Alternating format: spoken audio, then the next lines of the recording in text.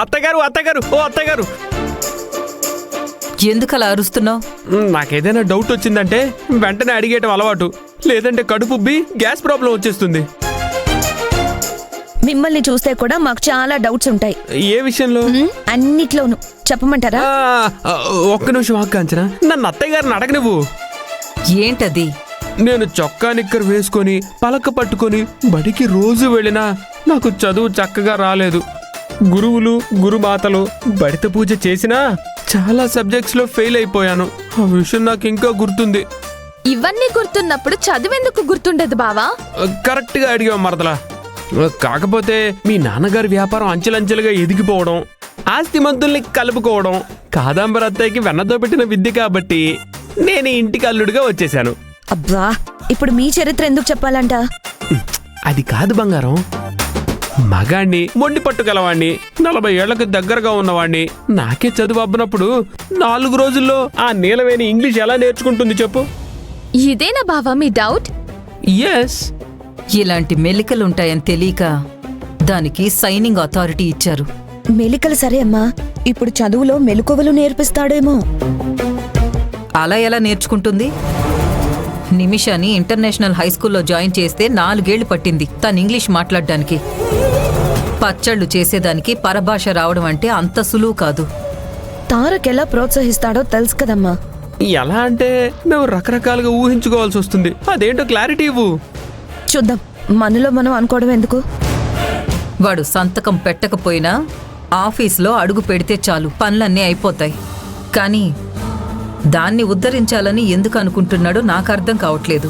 Simple అమ్మా, నిన్ను ఇంకా ఇంకా ఇబ్బంది పెట్టాలనే అన్నయ్య అలా చేస్తున్నాడు. దానివల్ల లాభం ఏంటి? మీలాంటి వాళ్ళు నలిగిపోతే బాగుంటుంది కదా అత్తయ్య. ఏయ్, ఏం మాట్లాడుతున్నావు? నేను అన్న దాంట్లో తప్పే ఉంది అత్తయ్య. మీరంటే పడని తారక్కి మీ ఇబ్బంది చూసి లోపల సంతోషపడిపోతాడు అంటున్నా. అమ్మ విషయంలో అలాగే బిహేవ్ చేస్తున్నాడక్క. ముందు మీ నాన్నకి వాణ్ణి ఎంకరేజ్ చేయొద్దని చెప్పాలి. ఆయన ఏం మాట్లాడకపోవడం వల్లే ఎవరికి వాళ్ళు ఇష్టం వచ్చినట్టు చేస్తున్నారు. ఛ!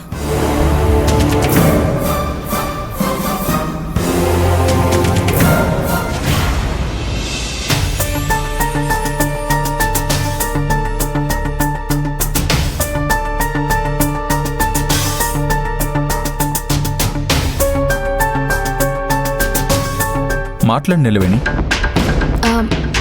చెప్పాలని వచ్చాను సార్. మరి ఆగిపోయావే? ఆపేద్దాం అనుకున్నాను. ఇంటి పనా వంట పనా?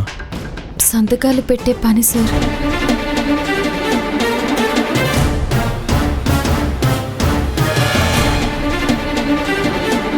మీకు కోపం వస్తుందని నాకు తెలుసు, కానీ ఈ విషయంలో నాకు ఎంతవరకు తెలుసో మీకు తెలియదు కదా సార్. నాకు పెద్ద పెద్ద చదువులు రావు. ఇంగ్లీష్ అంటే బొత్తిగా రానే రాదు. తెలుగు అంటే అలవోకగా చదవగలను. ఇప్పుడేమో మేనేజర్ మోహన్ అన్న వచ్చి ఇంగ్లీష్ కూడా నేర్చుకోవాలి, లేకపోతే పని అవ్వదు అంటున్నారు. నా వల్ల పనులు ఆగిపోవడం కన్నా ఇక్కడితోనే ఆపేస్తే మంచిదనిపిస్తుంది సార్. భయపడుతున్నావా? మీరున్నారన్న ధైర్యం ఉంది, కానీ ఈ ఆంగ్ల భాష నేర్చుకుంటానన్న నమ్మకం లేదు సార్. అదేదో నేనే నేర్పిస్తాను. ఇప్పటికిప్పుడు నువ్వు కాన్వెంట్కి వెళ్ళి స్పోకెన్ ఇంగ్లీష్ నేర్చుకోవాల్సిన అవసరం లేదు. ఫోకస్ చేస్తే ప్రతిదీ నేర్చుకోవచ్చు నిలవేణి. మీరు నా మీద ఎక్కువ ఆశలు పెట్టుకుంటున్నారు సార్. అవును నిలవేణి, నా ఆశలన్నీ నీ మీదే. నేను చేసే ప్రతి పనిలో నీ అడుగుండాలి. నా వెంట అడుగులో అడుగు వేయకపోయినా నా కష్టసుఖాల్లో నువ్వు పాలు పంచుకోవాలి. నీదంటూ ఒక ముద్ర ఉంటే తప్ప నీకు గుర్తింపు రాదు. ఏమో సార్, మీరు తక్కువగా మాట్లాడినా సరే చాలా పెద్ద పెద్ద మాటల్లా అనిపిస్తాయి. వాటిని అర్థం చేసుకునే శక్తే నాకు లేదు. మీరేమో పెద్ద పెద్ద పుస్తకాలు చదివేద్దాం అంటున్నారు. వాటిని చూస్తేనే నాకు కళ్ళు తిరుగుతాయి.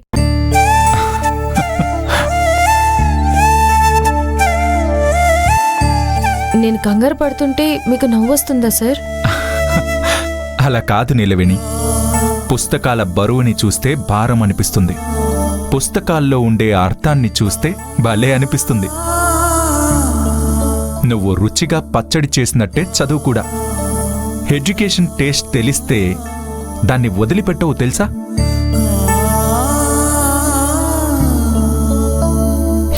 నీలవేణి, నువ్వు మనసు పెడితే నాలుగే 4 రోజుల్లో నేర్చుకోవచ్చు. అమ్మా నీలవేణి, చెప్పన్నా. పక్క వీధిలో ఉండేవాళ్ళకి 2 కిలోల ఆవకాయ, 2 కిలోల మాగాయ, 1 కిలో ఉసిరికాయ పచ్చడి కావాలన్నారమ్మా. అది కూడా మధ్యాహ్నం కల్లా కావాలన్నారమ్మా. అలాగే అన్నా, ఇప్పుడే వెళ్ళి ఏర్పాట్లు చేద్దాం. ఆర్డర్ వచ్చినప్పుడు ఆలస్యం చేయకూడదు. ఆ, సార్, నేను ముందు ఆ పని పూర్తి చేసేస్తాను. ఉన్నది వాళ్ళకిచ్చి మళ్ళీ తయారు చేసి పెట్టుకోవాలి.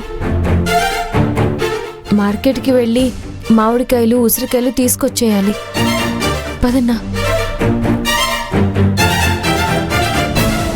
నీలవేణి 4 రోజుల్లో ఇంగ్లీష్ కూడా నేర్చుకుంటుందని మీరు భరోసా ఇచ్చారు, కానీ తను చేసే పచ్చళ్ళ వ్యాపారంలో బేరం వచ్చిందనగానే ఎంత హడావిడిగా వెళ్ళిపోయిందో చూసారా?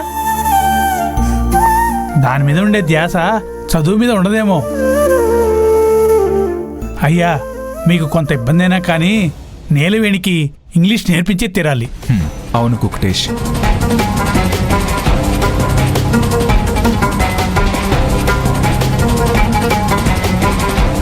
నీలవేణి చెయ్యి పట్టి ముందుకు నడిపించాలి. నడిపిస్తాను.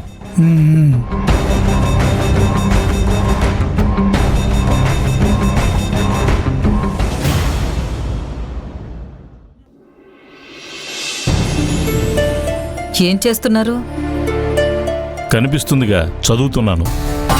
ఏ, మీరు కూడా నీలవేణిలాగా పుస్తకం పట్టుకుని పేపర్లు తిరిగేస్తున్నారా, లేక నిజంగానే చదువుతున్నారా?